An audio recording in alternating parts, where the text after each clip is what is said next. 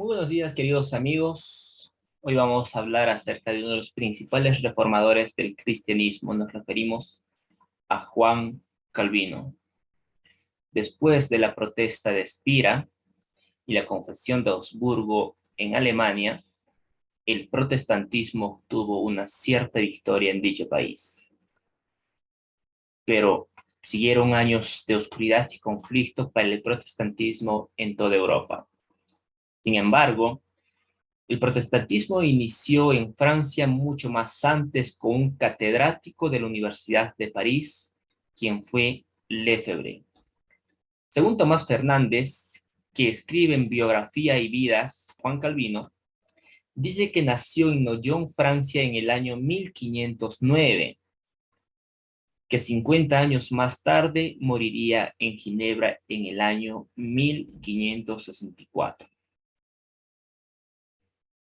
Según Tomás Fernández, Juan Calvino era un teólogo y reformador del protestantismo, educado en el catolicismo, donde estudió teología, ciencias humanidades y derecho en la Universidad de Francia. Juan Calvino tenía ideas teológicas similares a las de Martín Lutero, con algunas diferencias. Para Juan Calvino, la autoridad de la Biblia era por encima de todo. La Biblia tenía el máximo poder. Asimismo, Juan Calvino negaba la autoridad del Papa sobre el cristianismo. Asimismo, para Juan Calvino la salvación era a través de la fe y no por obras, como decía la Iglesia Católica.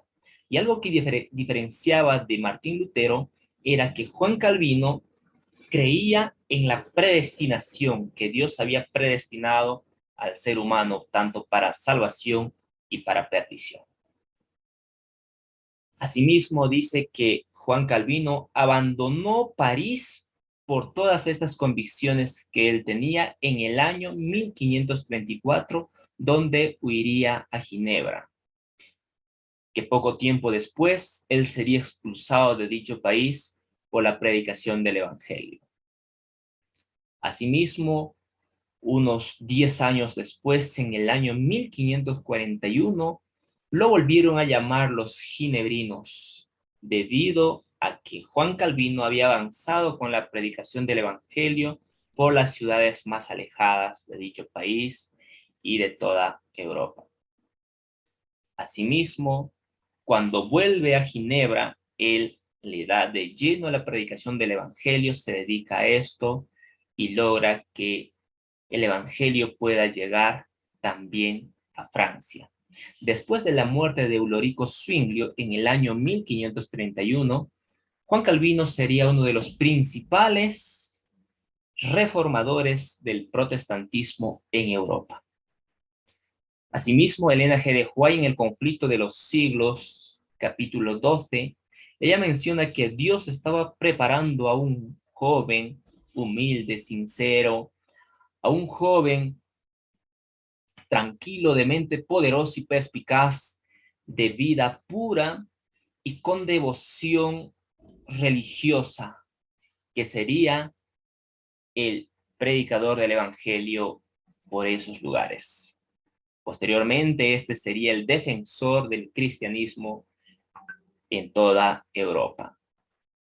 Así como el linaje de Juan Diego Moya Bedoya menciona que la teología de Martín Lutero está basado en algunos puntos importantes.